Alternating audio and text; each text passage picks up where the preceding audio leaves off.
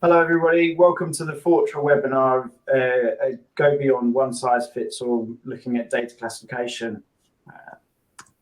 My name is Ian Davis. I am a partner manager here at Fortra, specializing in our data security solutions, including data classification, DLP, digital rights management, and secure file transfer.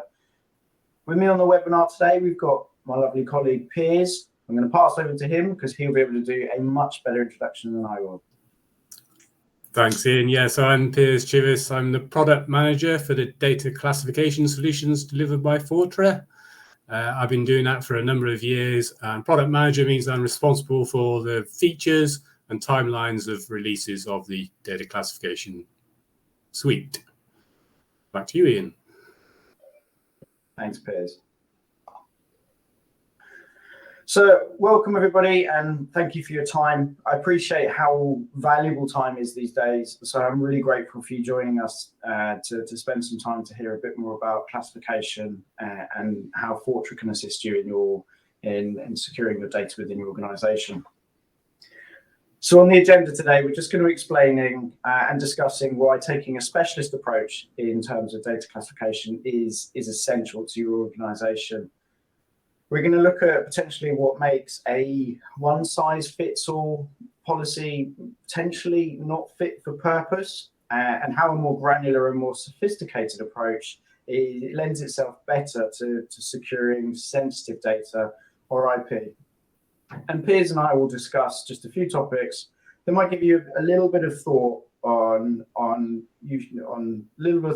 things that you can include when designing a data security policy for your organization. Hopefully you enjoy everything, and if you have any queries, please feel free to reach out to one of your Fortra representatives or one of our partners. And yeah, we'll jump into the session right now.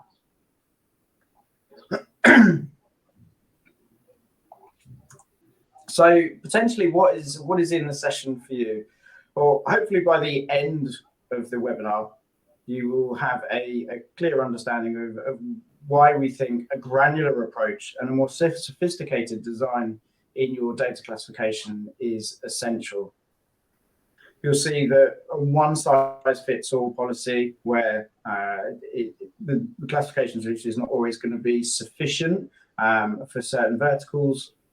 And also we'll explain some real-life examples of where a granular approach has assisted and helped organizations with the security of their sensitive data in their organization. We'll explain to you what the metadata needs to be flexible and has to work with other solutions within your ecosystem, and why a best-of-breed approach is better to securing your sensitive data.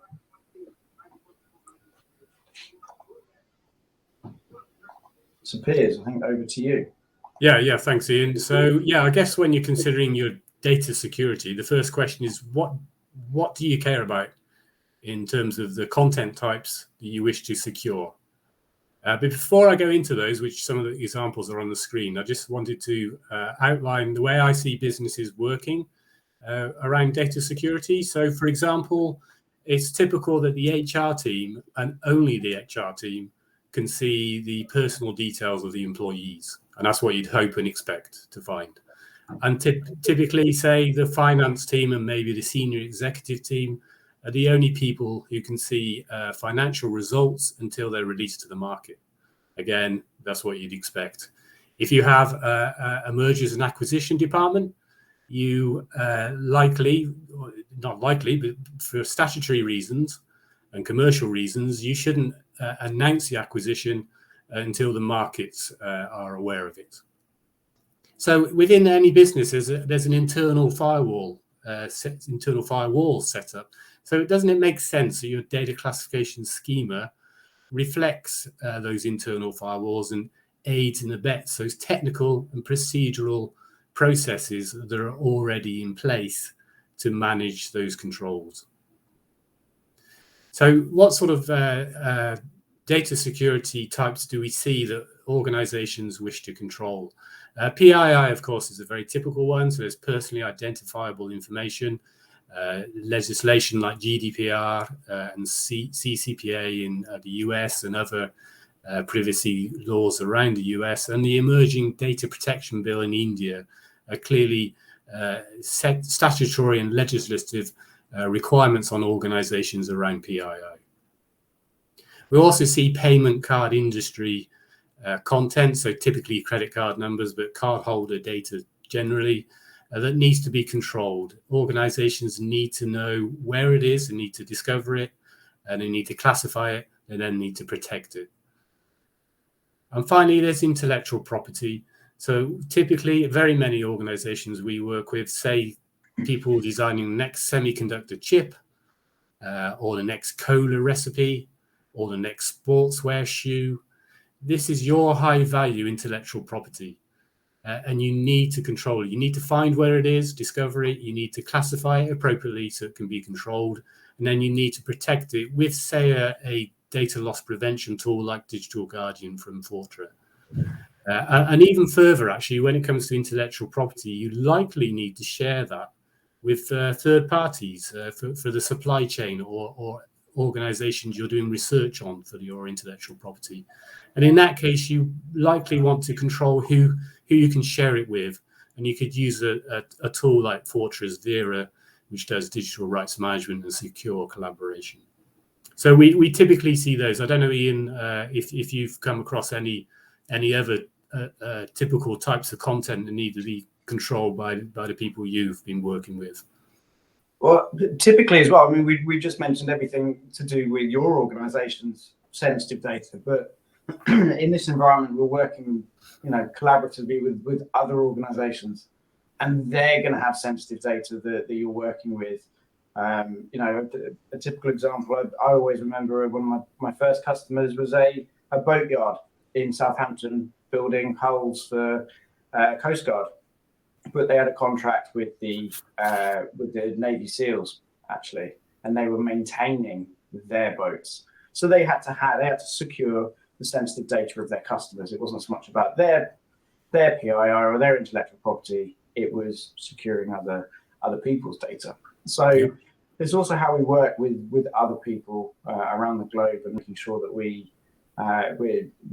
adhering and aligning to what they perceive to be sensitive data as well, I guess. Yeah, good point. Yeah. So if we just move on to the next slide. So I was kind of thinking, from data classification is very much a data security tool. A lot of our peers and a lot of other vendors will use data classification to power their solutions, and they use this using the metadata. I mean, every data classification tool applies metadata in a form, right? Yep. However, not all metadata is equal. It's, there is more powerful metadata than others, and that's kind of what I wanted to discuss here, is that everybody kind of knows the typical reason why we apply data classification. It reduces false positives because the metadata drives the downstream technology, etc. However, for me, data classification is a really, really powerful tool at mitigating risk within the organization. So it's not necessarily a security tool or therefore compliance, but generally to mitigate the risk. And a good example of this is, the accidental data breaches that apply when someone accidentally includes a highly sensitive document to an email and sends it to a third party. Could be inside the organization. You mentioned the profit and loss documents. Potentially, if they got emailed to the wrong person, that could be highly damaging for the organization. And without classification in place, that can harm a business. So it mitigates the risk there. But if you have a unsophisticated, sort of non-granular approach to your design and your security policy, and you're just sticking at 3 labels, then on the face of it, you might appear to be reducing risk. You're keeping things simple. But actually, if you've got two departments, if I pick on HR and finance, what makes confidential to HR would not be confidential to finance. They have their own view on these two labels. So, for example, for a finance team, something that's confidential would be a payroll for employees for that month. It's highly sensitive. It's got PII on it. It's probably going to have some PCI. But at the same time, for HR, they might be having new starter forms.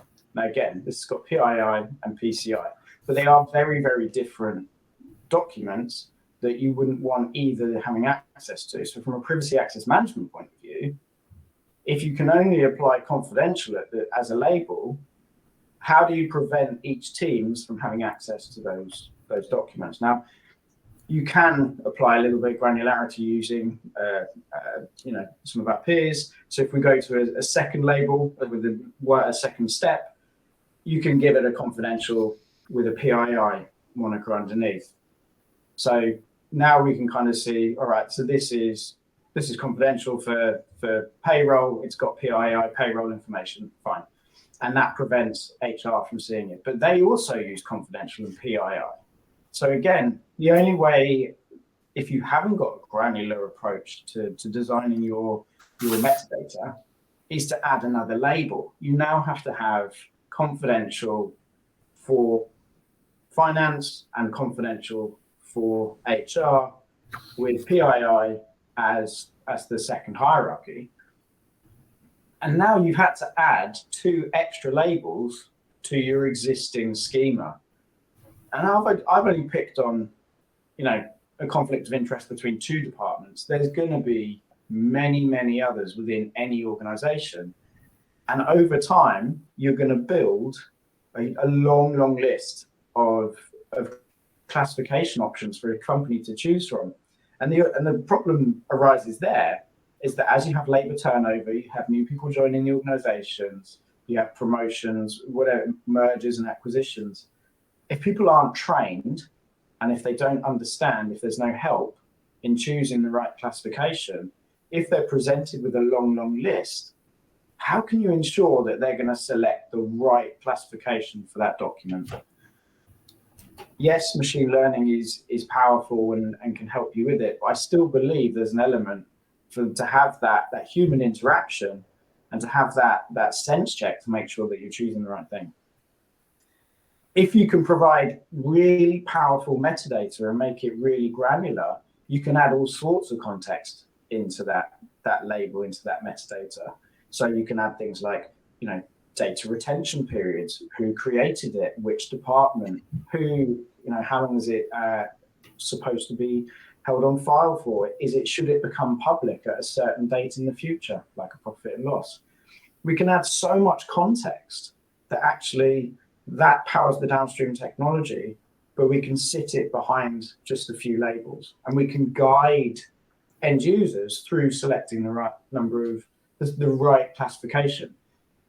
So instead of having 15 different classification labels to choose from, they can choose from still 3, but then we can guide them through the hierarchy of what context that classification label has. Does that make sense, Piers? I think right at the end you sort of summarised it really well. It's guiding people through that hierarchy of labels, and I'll touch on this actually in a couple of slides' time.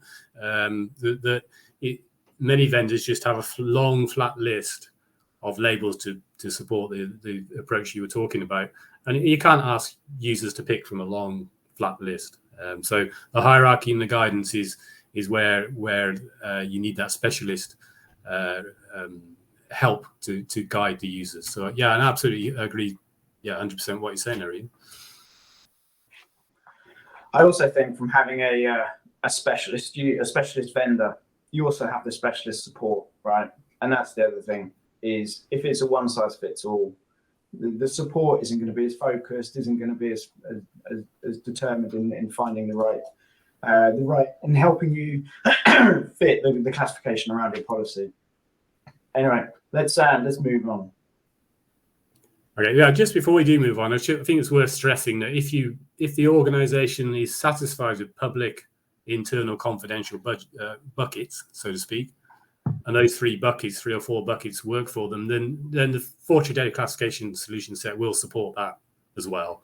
But I hope by the end of the webinar, people will see that maybe there's more value in, as you said, in that hierarchy and guided direction towards more sophisticated labels. Yeah, and actually, you just made me think. You're absolutely right. That maybe within an organisation, you might find that one department are happy with that simplistic approach, but maybe they have another department, like a mergers and acquisitions team, that need a more granular approach. And we can be flexible. We can adjust our schemas so that certain departments see just that simplistic approach. So yeah, it's horses for horses. Yeah. Okay. So I'll take it from here. It's discussion point 2. I have to say, Ian, if I'm still ranting after 20 minutes, could you just calm me down and move me on to the next slide, please? I'd really appreciate that. So this is a quote from a Gartner report on data classification, and I'll tell you my reaction, but let's read the quote first. So, establish a data classification program. These are Gartner's words. Establish a data classification program by shifting focus from user awareness and training towards automation and the enrichment tools that generate metadata. And Ian just touched on the metadata and setting that. So that last bit makes sense in terms of generating metadata. But I don't want to pick a fight with Gartner, but I think they're completely and totally wrong. Let's pick a fight. Okay, and if they're listening, please contact us after the webinar. I'll tell you why I think they're wrong. Not just because we actually, unfortunately, have a Terra Nova who do some fantastic security awareness computer aided training courses. I know they're fantastic because we use them ourselves within Fortran. That's not why I'm upset. It's really I think Gartner are touching on, when they say automation and enrichment tools, with machine learning and artificial intelligence. I think that's where they're coming from. And I don't disagree with that approach either. It's not, as you just said, Ian, the machine learning, it has its place. Indeed, at Fortran, in the data classification product set, we have our data detection engine, which is a machine learning capability and can detect personally identifiable information and PHI, or protected health information, as well. And it works really well. It can do better than the human being in terms of identifying PII and PHI. But what upsets me is it's a shifting focus from user awareness and training. It's not, the machine learning is not a substitute for user awareness and training. But I'll give you an example. So Ian, you're building a new hospital, and you need 3,000 people to staff your new hospital. And as an aside, well, not an aside, it's related. A friend of mine just recently had a knee operation, and do you know who did the operation? It was a robot. Quite incredible, really. Quite amazing that can happen now. But a robot literally operated on her knee. So there's a place for automation within your hospital. But these 3,000 people, I imagine you're not just going to get them off the street and not give them any training in medicine, because medicine is complicated. You're not just going to get them off the street and say, shift focus from user awareness and training in medicine in my hospital and get all the robots to do everything. It would be madness, wouldn't it? Why would you think it's different in data security? So I really think that we need to move away from this approach that Gartner are putting forward and have the ability for the users to be trained and aware of the classification or the categorization of the content that they're working with. And I'll give you a good example of this as well, where machine learning falls down slightly. So with machine learning, you need a corpus of data to train the model. You get a whole host of PII, and you provide that to the machine learning technology, and it learns, it's trained, it learns, as the phrase says. But what happens with intellectual property? Intellectual property, by definition, is new. If it's not new, it's not your intellectual property. It has to be new. You can't train an ML or AI engine to recognize intellectual property. The users have to be aware of when they are creating new stuff that could be categorized as IP or intellectual property. So I disagree with Gartner, and we've picked the fight. So hopefully they can come back to us, and we perhaps update people on the webinar of where we get to with that discussion. But that's where I'm with on that one, Ian. On that, I also use the analogy of the Tesla, right? Tesla does the self-driving, and I think that's fantastic. It's great. It's an amazing advancement in our automotive industry. However, I don't think I could ever go on a long journey without trusting the car to do the whole thing, right? I would always be very close to the controls, the steering wheel, the brake, everything, right? And also, if that's the case, if we're going to trust that the car can now drive itself, does that mean that driving tests and driving lessons are also a thing of the past? And I think, that's that. I'm open to anyone's opinion here, but I don't think that's the case. I think even with machine learning and AI in our cars, I still think road users will have to have a test. So we always need to guide. We always need to make sure our end users are taught and they understand the processes around and the security around their sensitive data. We shouldn't just trust the machine to do everything. Yeah, I know. I'll just follow up on that point really. With obviously the self-driving cars are trained if a pedestrian walks in front of them to brake, which we'd all expect, and they do that well. So I can see people starting to game the system. So do we need road crossings anymore? You can just walk across the road. And they're all going to brake because they're trained. That's what they do. But people can now just walk across the road without needing no care for their safety or the safety of the drivers, not the people in the car. So yeah, it's an interesting debate, and it's obviously very topical at the moment with various technologies getting a lot of highlights. But I do really want to stress that user awareness, as you said, and training has to happen to have a secure organization. All right, so move on to the next discussion point, which is still with me. This is sort of ironic, actually. This, as it says, where I want to talk about two scenarios where classification isn't used. And bear in mind, I am the product manager for the data classification tools within Fortran.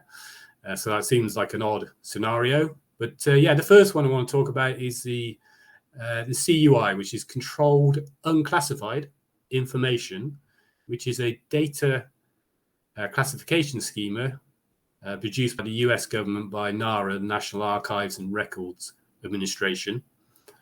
And now many people on the webinar might maybe everyone on the webinar may say, I'm not involved with the US government. That's not, why would I be interested in this? But bear with me.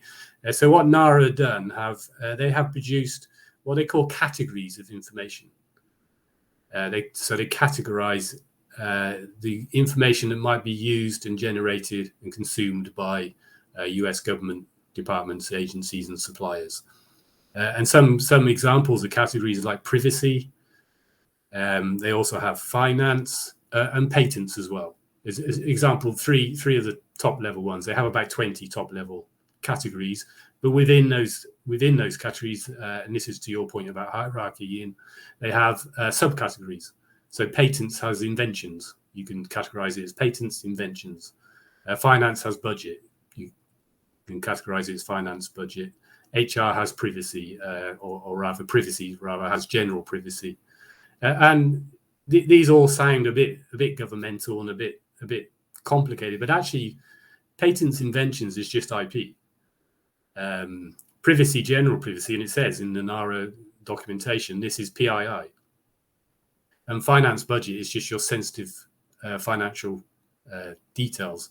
So NARA, although they have about 120 categories and subcategories, far too many for most organizations. It's far too complicated, but it clearly covers the entire breadth of the US government needs, so that's why it's so large. But the approach, I think, is absolutely key. They're not actually using those public, internal, confidential buckets. They're categorizing the type of information. And then they can drive third-party or downstream security tools like data loss prevention and digital rights management and secure email gateways with the metadata that's set against, say, privacy, general privacy, or patents inventions.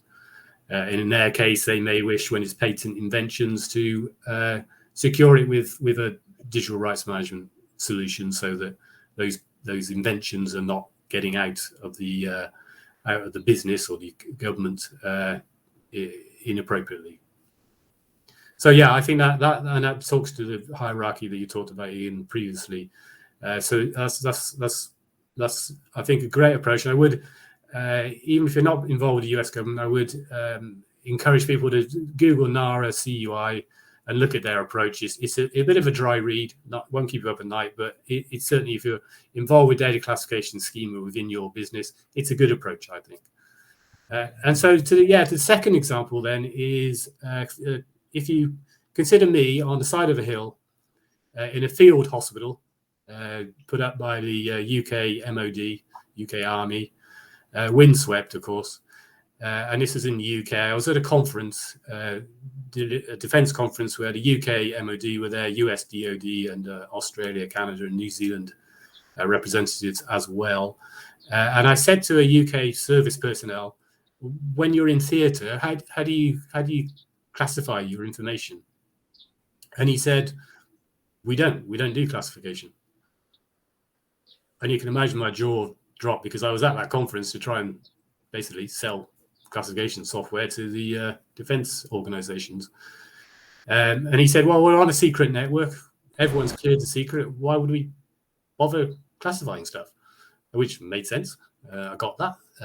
But I pushed him a little bit more and said, well, what if you want to send information from the UK to, say, the US?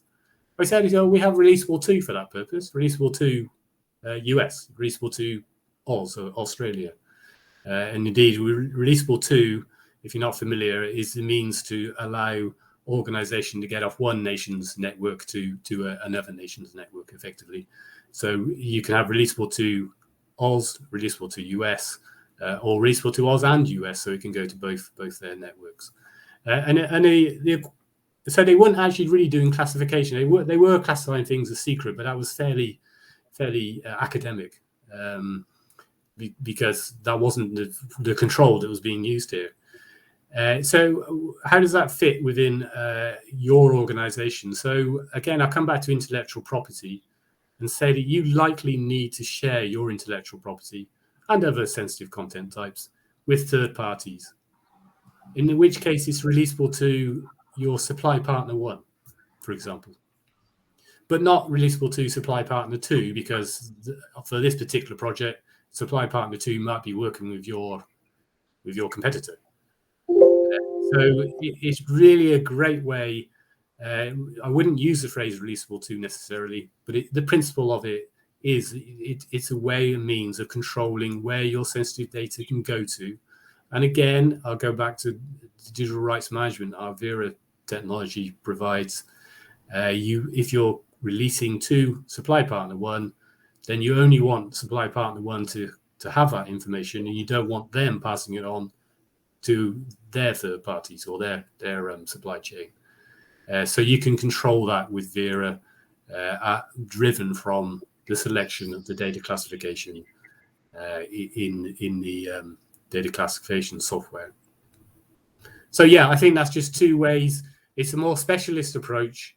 It's getting away from that public, internal, confidential bucket sort of approach, which is, as you said earlier, Ian, is very, or not granular at all, very, very restrictive in the means of setting control over the content types that you care about. So yeah, I don't know if you had any thoughts on that, Ian, or you want to move to the next slide. No, I think you said it perfectly. I think we're looking at time as well. So if we go to the next slide. So kind of in conclusion, I mean, we've discussed that, a lot of the problem I have is that a lot of the one size fits all solutions are packaged to have a lot of essential tools within them and offer, something that is good enough, right? It ticks a box. But unfortunately, that's when it comes to things like security, is good enough. So like you mentioned the hospital, you don't want just good enough, right? You need something specialist for security. So this is why you really need to, actually sometimes we said it, sometimes that good enough might be fine. But if you're working in certain verticals or certain departments, certain industries where there's a high level of compliance and regulation, or maybe you've got sensitive IP, research and development, if you've got CAD drawings that are, they are the secrets, or they're the secret source, the crown jewels of your organization. You're going to need something more specialist to protect that sensitive data. Compliance, like I said, mostly does dictate a level of classification, but GDPR doesn't dictate that you have to have classification. It says you have to have control over your data. And I think having classification is a good proof that you do have a good level of control. So, for example, if someone requests a subject access request, having classification in your organization will help find that the sensitive data within the time frame given to you by GDPR. However, there's a starting point, right? And actually, if you're looking at, say, a zero trust approach, which I know a lot of organizations are looking at how they can adopt a zero trust approach within their environment, it's a huge journey to go down and a massive undertaking. But it does all start with understanding where your data is and what it is, and providing that granular, that sophisticated design to the context of what the data is, so that when you do come to authenticate and validate, you can ensure that the person who's requesting to have access should have access to it. Because if it's just got one level of classification, that isn't going to be enough to make sure that you're giving access to the right person. And kind of in, we've been doing data security, I think almost combined it 40 years now, roughly. This is something that is in our DNA. It's not something we're just getting used to. We are a safe pair of hands. So if you have any questions, please feel free to reach out to us via the website, speak to your Fortra representative, or engage with one of our partners, and we'll be happy to talk you through anything we've discussed on this, in this webinar. I just I'm going to sort of touch on this. We've discussed a lot of other solutions around data classification and how it empowers downstream technology. So Piers has mentioned Vera, for example. The data lifecycle, or the lifecycle of data, I should say, is circular, and there's no start, there's no finish. But at Fortra, we have got solutions to cover the entire life cycle of data. So if you are starting this journey and you do have a project around securing your sensitive data, we're a great place to come to help you with and guide you and give you consultancy on where to start and how to secure and what to look at, especially when building your policy and designing that policy to fit your company, so that you're not buying a one-size-fits-all and trying to adopt it to fit your policy. It's not the right way to do things. Piers, have you got any comments on this? Yeah, well, I was just looking at number one there, discovery. It's surprising how often organizations literally don't know where their sensitive data is. It seems odd to say, but yeah, very many are slightly embarrassed, but they shouldn't be, because it's a common scenario that they just simply don't know where their sensitive data is. So we have solutions to help with that. And as you said, start you off on the journey of finding out where your sensitive data is, and then, as it says, categorizing and classifying subsequently. So I think it's a great image to sort of take people through the life cycle. And as you say, we've been you were very polite there when you said 40 years.